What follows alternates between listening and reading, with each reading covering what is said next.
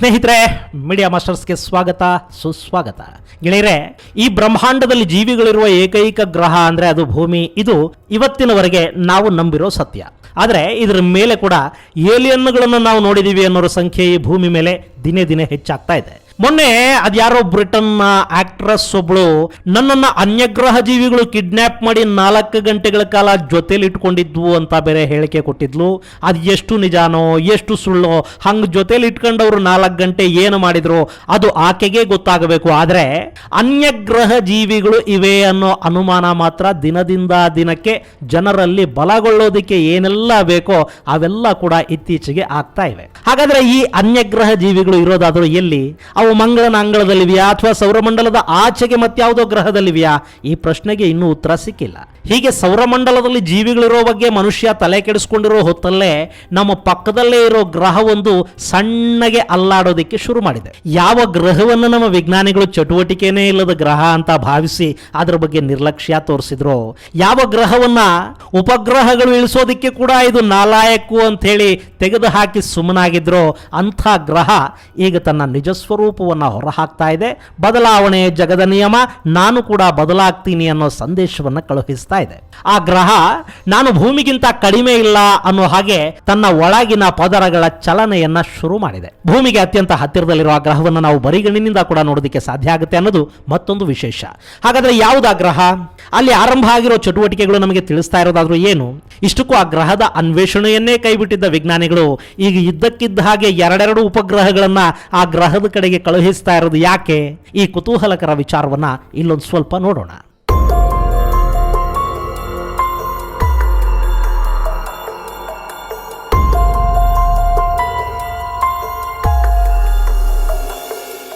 ಸ್ನೇಹಿತರೆ, ಅದು ಭೂಮಿಗೆ ತೀರಾ ಹತ್ತಿರದಲ್ಲಿರೋ ಗ್ರಹ. ರಾತ್ರಿಯ ಹೊತ್ತಲ್ಲಿ ಶುಭ್ರವಾಗಿದ್ದಾಗ ನಮ್ಮ ಆಕಾಶ ಅಲ್ಲಿ ಮಿನುಗುವ ತಾರೆಯಂತೆ ನಮ್ಮ ಕಣ್ಣಿಗೆ ಆ ಗ್ರಹ ಕಾಣಿಸ್ಕೊಳ್ಳುತ್ತೆ. ಸೌರಮಂಡಲದ 2ನೇ ಗ್ರಹ ಅನ್ನೋ ಹೆಗ್ಗಳಿಕೆಗೆ ಕೂಡ ಪಾತ್ರವಾಗಿರುವ ಅದು ಸೂರ್ಯನಿಗೂ ಬಹಳ ಹತ್ತಿರದಲ್ಲಿದೆ. ಆ ಕಾರಣದಿಂದಾಗೆ ಆ ಗ್ರಹವನ್ನು ಕೆಲವೊಮ್ಮೆ ಹಗಲು ಹೊತ್ತಲ್ಲಿ ಕೂಡ ಬರಿಗಣ್ಣಿನಿಂದ ನೋಡೋದಕ್ಕೆ ಸಾಧ್ಯ ಅಂತ ವಿಜ್ಞಾನಿಗಳು ಹೇಳ್ತಾರೆ. ಅಲ್ಲದೆ ಸೂರ್ಯನಿಗೆ ಹತ್ತಿರ ಇರೋ ಕಾರಣದಿಂದಲೇ ಅದರ ಮೇಲ್ಮೈ ಉಷ್ಣತೆ ಸರಿಸುಮಾರು 470 ಡಿಗ್ರಿ ಸೆಲ್ಸಿಯಸ್ಗಿಂತ ಅಧಿಕವಾಗಿದೆ ಅಂತ ಹೇಳ್ತಾರೆ. ಆ ಗ್ರಹವನ್ನು ಪಾಶ್ಚಿಮಾತ್ಯರು ವೀನಸ್ ಅಂತ ಕರೀತಾರೆ. ಇನ್ನು ನಾವು ಭಾರತೀಯರದನ್ನ ಶುಕ್ರ ಗ್ರಹ ಅಂತ ಕರಿತೀವಿ. ವೀನಸ್ ಪಾಶ್ಚಿಮಾತ್ಯರ ಪಾಲಿಗೆ ದೇವತೆ, ಶುಕ್ರ ನಮ್ಮ ಪಾಲಿಗೊಬ್ಬ ಗುರು.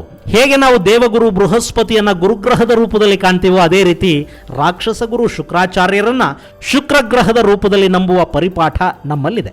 ಇಂಥ ಶುಕ್ರಗ್ರಹ ಈಗ ತನ್ನ ಒಡಲಲ್ಲೇ ಸಣ್ಣ ಬದಲಾವಣೆಯನ್ನ ಆರಂಭ ಮಾಡಿಕೊಂಡಿದೆ. ಇಷ್ಟು ದಿನ ಇದೊಂದು ನಿಷ್ಕ್ರಿಯ ಗ್ರಹ, ಅಲ್ಲಿ ಯಾವ ಚಲನೆಗಳು ಇಲ್ಲ, ಸೂರ್ಯನಿಗೆ ಹತ್ತಿರ ಇರೋದ್ರಿಂದ ಇದರಲ್ಲಿ ಯಾವ ಚಟುವಟಿಕೆಗಳು ಕಂಡು ಬರೋದಿಲ್ಲ ಅಂತ ವಿಜ್ಞಾನಿಗಳು ಭಾವಿಸ್ತಾ ಇದ್ರು. ಆದ್ರೆ ಈಗ ಇದ್ದಕ್ಕಿದ್ದ ಹಾಗೆ ಶುಕ್ರಗ್ರಹದಲ್ಲಿ ಚಟುವಟಿಕೆ ಆರಂಭಗೊಂಡಿರೋದ್ರಿಂದ ವಿಜ್ಞಾನಿಗಳು ಆಶ್ಚರ್ಯಕ್ಕೆ ಈಡಾಗ್ತಾ ಇದ್ದಾರೆ. ಈ ಬಗ್ಗೆ ಮಾಹಿತಿ ಹೊರಹಾಕಿರುವ ಅಮೆರಿಕದ ನ್ಯಾಷನಲ್ ಅಕಾಡೆಮಿ ಆಫ್ ಸೈನ್ಸ್ ಶುಕ್ರಗ್ರಹದಲ್ಲಿನ ಟೆಕ್ಟಾನಿಕ್ ಪ್ಲೇಟುಗಳು ಮೂವ್ ಆಗ್ತಾ ಇವೆ ಅನ್ನೋದರ ಮಾಹಿತಿಯನ್ನು ಕೊಟ್ಟಿದೆ. ಆ ಮೂಲಕ ಕೋಟ್ಯಂತರ ವರ್ಷಗಳ ಹಿಂದೆ ಹೇಗೆ ಭೂಮಿ ತನ್ನನ್ನು ತಾನು ರೂಪಿಸಿಕೊಳ್ಳೋ ಹಂತದಲ್ಲಿ ತನ್ನೊಳಗೆ ಒಂದಷ್ಟು ವ್ಯವಸ್ಥೆಗಳನ್ನು ಮಾಡಿಕೊಳ್ತೋ ಅದೇ ರೀತಿಯ ಚಟುವಟಿಕೆಗಳು ಶುಕ್ರನಲ್ಲಿ ಕೂಡ ಕಂಡು ಬರ್ತಾ ಇವೆ ಅನ್ನೋದು ವಿಜ್ಞಾನಿಗಳು ಹೇಳ್ತಾ ಇರೋ ಮಾತು. ಗೆಳೆಯರೆ, ಭೂಮಿಯ ಉಗಮ ಹಾಗೂ ಆ ಉಗಮ ಕಾಲದಲ್ಲಾದ ಬದಲಾವಣೆಗಳ ಕುರಿತಾದ ವಿಡಿಯೋವೊಂದನ್ನು ಈ ಹಿಂದೆ ನಾನು ಮಾಡಿದ್ದೆ. ಅದರ ಲಿಂಕ್ ಅನ್ನ ಡಿಸ್ಕ್ರಿಪ್ಷನ್ ಬಾಕ್ಸ್ ಅಲ್ಲಿ ಕೊಡ್ತಾ ಇದ್ದೀನಿ. ಯಾರು ಆ ವಿಡಿಯೋ ನೋಡಿಲ್ಲ ಅವರು ಅದನ್ನು ನೋಡೋದಕ್ಕೆ ಸಾಧ್ಯ ಆಗುತ್ತೆ. ಆ ವಿಡಿಯೋದಲ್ಲಿ ಟೆಕ್ಟಾನಿಕ್ ಪ್ಲೇಟ್ಗಳ ಚಲನೆ ಹೇಗೆ ಭೂಮಿಯ ಚಿತ್ರಣವನ್ನು ಬದಲಿಸಿಬಿಡ್ತು ಅನ್ನೋ ಮಾಹಿತಿ ಇದೆ. ಸಾಮಾನ್ಯವಾಗಿ ಗ್ರಹದ ಒಳಗಿನ ತಟ್ಟೆಗಳ ಚಲನೆ ಅಲ್ಲಿ ಜ್ವಾಲಾಮುಖಿಗಳಿಗೆ, ಭೂಕಂಪಗಳಿಗೆ ಹಾಗೂ ಖಂಡಗಳ ಸೃಷ್ಟಿಗೆ ಕಾರಣ ಆಗುತ್ತೆ. ಅಲ್ಲದೆ ಕೆಲವೊಮ್ಮೆ ಇಬ್ಬಾಗವಾಗುವ ಭೂಭಾಗದಲ್ಲಿನ ನಿರ್ವಾತದಲ್ಲಿ ನೀರಿನಂಥ ವಸ್ತು ಸೇರ್ಕೊಳ್ಳೋದಕ್ಕೆ ಕೂಡ ಅವಕಾಶ ಆಗುತ್ತೆ. ಹೀಗಾಗಿನೇ ಟೆಕ್ಟಾನಿಕ್ ಪ್ಲೇಟ್ಗಳ ಚಲನೆ ಅಂದ ಕೂಡಲೇ ವಿಜ್ಞಾನಿಗಳು ಅತ್ಯಂತ ಕುತೂಹಲದಿಂದ ಶುಕ್ರನ ಕಡೆಗೆ ನೋಡೋದಕ್ಕೆ ಶುರು ಮಾಡಿದ್ದಾರೆ.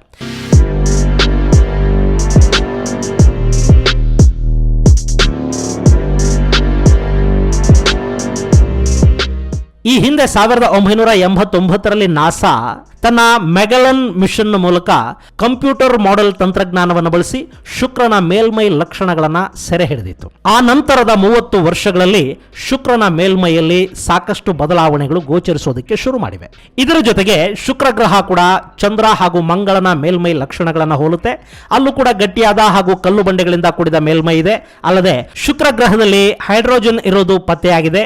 ಇತ್ತೀಚೆಗೆ ವಿಜ್ಞಾನಿಗಳು ಶುಕ್ರ ಗ್ರಹದ ಮೇಲಿನ ಮೋಡಗಳಲ್ಲಿ ಫಾಸ್ಫಿನ್ ಅನಿಲ ಇರೋದು ಅನ್ನೋದನ್ನ ಪತ್ತೆ ಮಾಡಿದ್ದಾರೆ. ಈ ಅನಿಲ ಹೈಡ್ರೋಜನ್ನ 3 ಕಣಗಳು ಹಾಗೂ ಫಾಸ್ಫರಸ್ನ 1 ಕಣ ಸೇರಿ ಸೃಷ್ಟಿಯಾಗತ್ತೆ. ಮಾನವರ ಪಾಲಿಗೆ ಇದು ವಿಷಾನಿಲ, ಆದ್ರೆ ಈ ವಿಷವನ್ನು ಕೂಡ ತಡ್ಕೊಳ್ಳಬಲ್ಲ ಸೂಕ್ಷ್ಮ ಜೀವಿಗಳು ಇವೆ ಅನ್ನೋದನ್ನ ವಿಜ್ಞಾನಿಗಳು ಹೇಳ್ತಾರೆ. ಹೀಗಾಗಿ ಶುಕ್ರನ ಮೇಲ್ಮೈಯಲ್ಲಿ ಸೂಕ್ಷ್ಮ ಜೀವಿಗಳು ಬದುಕಿರಬಹುದಾ ಅನ್ನೋ ಅನುಮಾನ ಕೂಡ ಈಗ ಶುರುವಾಗ್ತಾ ಇದೆ. ಇನ್ನು ಶುಕ್ರ ಗ್ರಹವನ್ನ ವೀನಸ್ ಅಂತ ಕರೆಯಲಾಗುತ್ತೆ ಅಂತ ಹೇಳಿದೆ. ಅದಕ್ಕೆ ಕಾರಣವಾಗಿದ್ದು ರೋಮನ್ನರ ಅಧಿದೇವತೆ ವೀನಸ್. ಆಕೆ ತುಂಬಾ ಸ್ಫುರದ್ರೂಪಿಯಾಗಿದ್ಲು. ಶುಕ್ರ ಗ್ರಹ ಕೂಡ ರಾತ್ರಿ ಹೊತ್ತಲ್ಲಿ ಹೊಳೆಯುವ ನಕ್ಷತ್ರದ ಹಾಗೆ ತುಂಬಾ ಸುಂದರವಾಗಿ ಕಾಣುತ್ತೆ. ಇವತ್ತಿಗೂ ಕೂಡ ಆಕಾಶದಲ್ಲಿ ಅತ್ಯಂತ ಪ್ರಕಾಶಮಾನವಾಗಿ ಹೊಳೆಯುವ ನಕ್ಷತ್ರವನ್ನು ನಾವು ಬರೀ ಕಣ್ಣಲ್ಲಿ ನೋಡಬಹುದು. ಹಾಗಾಗಿನೇ ರೋಮನ್ನರು ಈ ಗ್ರಹವನ್ನ ವೀನಸ್ ಅಂತ ಕರೆದ್ರು. ಈ ಗ್ರಹ ಭೂಮಿಗೆ ಬಹಳ ಹತ್ತಿರದಲ್ಲಿದೆ. ಹಾಗೆ ನೋಡಿದ್ರೆ ಇದು ಭೂಮಿಯ ಸಿಸ್ಟರ್ ಪ್ಲಾನೆಟ್ ಅಂತ ಕರೆಸ್ಕೊಳ್ಳುತ್ತೆ. ಇದು ಗಾತ್ರದಲ್ಲಿ ಭೂಮಿಗಿಂತ ಕೇವಲ 5% ನಷ್ಟು ಚಿಕ್ಕದಾಗಿರೋದ್ರಿಂದ ಹಾಗೂ ಇದು ಕೂಡ ಟೆರೆಸ್ಟ್ರಿಯಲ್ ಪ್ಲಾನೆಟ್ ಆಗಿರೋದ್ರಿಂದ ವಿಜ್ಞಾನಿಗಳು ಇದನ್ನ ಭೂಮಿಯ ಸಿಸ್ಟರ್ ಪ್ಲಾನೆಟ್ ಅಂತ ಕರೀತಾರೆ. ಈ ಶುಕ್ರನ ಮೇಲೆ ಕೂಡ ಜ್ವಾಲಾಮುಖಿಗಳಿವೆ. ಮೌಂಟ್ ಎವರೆಸ್ಟ್ಗಿಂತಲೂ ಎತ್ತರವಾದ ಪರ್ವತಗಳಿವೆ.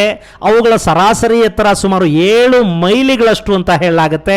ಇನ್ನು ಈ ಶುಕ್ರ ಗ್ರಹದ ಕಾಲಮಾನಕ್ಕೂ ಭೂಮಿಯ ಕಾಲಮಾನಕ್ಕೂ ಕೂಡ ಸಾಕಷ್ಟು ವ್ಯತ್ಯಾಸ ಕಂಡು ಬರುತ್ತೆ. ಶುಕ್ರ ಗ್ರಹ ಸೂರ್ಯನ ಸುತ್ತ ಒಂದು ಸುತ್ತನ್ನು ಸುತ್ತೋದಿಕ್ಕೆ 224.7 ದಿನಗಳನ್ನು ತಗೊಳ್ಳುತ್ತೆ. ಇದು ಶುಕ್ರ ಗ್ರಹದ ಲೆಕ್ಕದಲ್ಲ, ಭೂಮಿಯ ದಿನಗಳ ಲೆಕ್ಕದಲ್ಲಿ. ಹಾಗೇನೆ ಅದು ತನ್ನ ಸುತ್ತ ತಾನು ಒಂದು ಸುತ್ತ ಹಾಕೊಳ್ಳೋದಿಕ್ಕೆ 243 ಭೂಮಿಯ ದಿನಗಳನ್ನು ತಗೊಳ್ಳುತ್ತೆ. ಇದನ್ನು ಶುಕ್ರ ಗ್ರಹದ ಲೆಕ್ಕದಲ್ಲಿ ಹೇಳೋದಾದ್ರೆ 117 ದಿನಗಳು ಬೇಕಾಗುತ್ತವೆ. ಅಂದ್ರೆ ಶುಕ್ರ ಗ್ರಹ ಸೂರ್ಯನನ್ನ ಅತ್ಯಂತ ವೇಗವಾಗಿ ಸುತ್ತ ಹಾಕುತ್ತೆ. ಆದ್ರೆ ತನ್ನದೇ ಕಕ್ಷೆಯ ಮೇಲೆ ಅದು ತನ್ನ ಸುತ್ತ ತಾನು ತಿರುಗುವಾಗ ಅತ್ಯಂತ ನಿಧಾನವಾಗಿ ಚಲಿಸುತ್ತೆ. ಹೀಗಾಗಿ ಭೂಮಿ ಮತ್ತು ಶುಕ್ರನ ಮೇಲಿನ ಸಮಯದಲ್ಲಿ ಸಾಕಷ್ಟು ವ್ಯತ್ಯಾಸ ಕಂಡು ಬರ್ತಾ ಇರೋದು.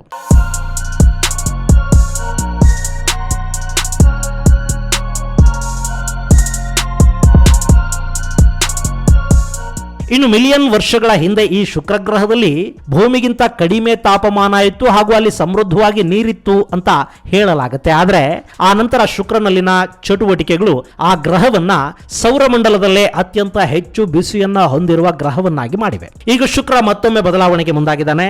ಅಲ್ಲಿ ಇನ್ನಷ್ಟು ವರ್ಷಗಳ ನಂತರ ಜೀವಿಗಳು ವಾಸಿಸೋದಕ್ಕೆ ಯೋಗ್ಯವಾದ ವಾತಾವರಣ ಸೃಷ್ಟಿ ಆಗಬಹುದಾ ಅನ್ನೋ ನಿರೀಕ್ಷೆ ವಿಜ್ಞಾನಿಗಳದು. ಹಾಗಂತ ಶುಕ್ರ ಗ್ರಹದ ಮೇಲಿನ ಆಸಕ್ತಿ ಹೆಚ್ಚಾಗ್ತಾ ಇದೇ ಮೊದಲೇನಲ್ಲ.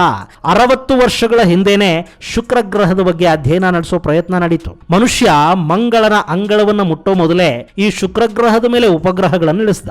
1962ರಲ್ಲಿ ಅಮೆರಿಕದ ನಾಸಾ ತನ್ನ ಮೆರೈನ್ 2 ಅನ್ನೋ ಉಪಗ್ರಹವನ್ನ ಶುಕ್ರನಲ್ಲಿಗೆ ಕಳುಹಿಸುವುದರಲ್ಲಿ ಯಶಸ್ವಿ ಆಯಿತು. ಅದೇ ರೀತಿ 1970ರಲ್ಲಿ ಅವತ್ತಿನ ಸೋವಿಯತ್ ಯೂನಿಯನ್ ವೆನೆರಾ 7 ಅನ್ನೋ ಉಪಗ್ರಹವನ್ನ ಶುಕ್ರನ ಮೇಲೆ ಇಳಿಸಿತು. ಆ ನಂತರದಲ್ಲಿ 1989ರಲ್ಲಿ ನಾಸಾದ ಮೆಗಲನ್ ನೌಕೆ ಶುಕ್ರನ ಬಗ್ಗೆ ಇನ್ನಷ್ಟು ಮಾಹಿತಿಯನ್ನು ಕೊಡ್ತು. ಹೀಗೆ ಮನುಷ್ಯ ಶುಕ್ರನನ್ನ ಬಹಳ ಹಿಂದಿನಿಂದ ಕೂಡ ಗಮನಿಸಿಕೊಂಡು ಬಂದಿದ್ದಾನೆ. ಹೀಗಾಗಿನೇ ಈಗೆಲ್ಲ ಆಗ್ತಾ ಇರೋ ಬದಲಾವಣೆಗಳು ವಿಜ್ಞಾನಿಗಳ ಗಮನವನ್ನ ಅತಿ ಹೆಚ್ಚಾಗಿ ಸೆಳೆಯೋದಕ್ಕೆ ಶುರು ಮಾಡಿವೆ. ಇನ್ನು ಈ ಗ್ರಹದ ಮೇಲೆ ಸೋವಿಯತ್ ಒಕ್ಕೂಟ ಸಿಕ್ಕಾಪಟ್ಟೆ ನಿರೀಕ್ಷೆಯನ್ನ ಇಟ್ಕೊಂಡಿತ್ತು. ಆದ್ರೆ ಯಾವಾಗ ಈ ಗ್ರಹದ ಮೇಲ್ಮೈ ಉಪಗ್ರಹಗಳು ಇಳಿಯೋದಕ್ಕೆ ಕೂಡ ಯೋಗ್ಯವಾಗಿಲ್ಲ ಅಂತ ಗೊತ್ತಾಯ್ತು, ಆ ನಂತರದಲ್ಲಿ ಸೋವಿಯತ್ ಈ ಗ್ರಹದ ಬಗೆಗಿನ ಆಸಕ್ತಿಯನ್ನ ಕಳ್ಕೊಳ್ತು. ಇಷ್ಟಾದ್ರೂ ಶುಕ್ರ ಗ್ರಹದ ಮೇಲೆ ಸಂಶೋಧನೆಗಾಗಿ ಸುಮಾರು 35 ಉಪಗ್ರಹಗಳನ್ನ ಸೋವಿಯತ್ ಹಾಗೂ ಅಮೆರಿಕ ಎರಡೂ ಹಾರಿಬಿಟ್ಟಿವೆ. ಮೊದಲಿಗೆ ಅವೆಲ್ಲವೂ ವ್ಯರ್ಥ ಅಂತ ಅನ್ಸಿದ್ರು ಕೂಡ ಈಗ ಅವುಗಳ ಉಪಯೋಗ ಕಾಣಿಸ್ಕೊಳ್ತಾ ಇದೆ. ಸದ್ಯಕ್ಕೆ ಶುಕ್ರ ಗ್ರಹದ ಮೇಲಿನ ನಿರೀಕ್ಷೆಗಳು ಹೆಚ್ಚಾಗ್ತಾ ಇದ್ದು ಈ ದಶಕದ ಕೊನೆ ಭಾಗದಲ್ಲಿ ಅಂದ್ರೆ 2028ರಿಂದ 2030ರ ಮಧ್ಯದಲ್ಲಿ ಅಮೆರಿಕದ ನಾಸಾ ವೆರಿಟಾಸ್ ಮತ್ತು ಡಾವಿಂಚಿ ಪ್ಲಸ್ ಅನ್ನೋ 2 ಉಪಗ್ರಹಗಳನ್ನ ಶುಕ್ರನ ಕಡೆಗೆ ಹಾರಿಸಲಿದೆ. ಆಗ ಶುಕ್ರನ ಬಗ್ಗೆ ಇನ್ನಷ್ಟು ಮಾಹಿತಿ ಲಭ್ಯ ಆಗೋ ಸಾಧ್ಯತೆ ಇರುತ್ತೆ. ಗೆಳೆಯರೆ, ಇದು ಶುಕ್ರ ಗ್ರಹ ಹಾಗೂ ಅಲ್ಲಿ ಶುರುವಾಗಿರುವ ಟೆಕ್ಟಾನಿಕ್ ಪ್ಲೇಟುಗಳ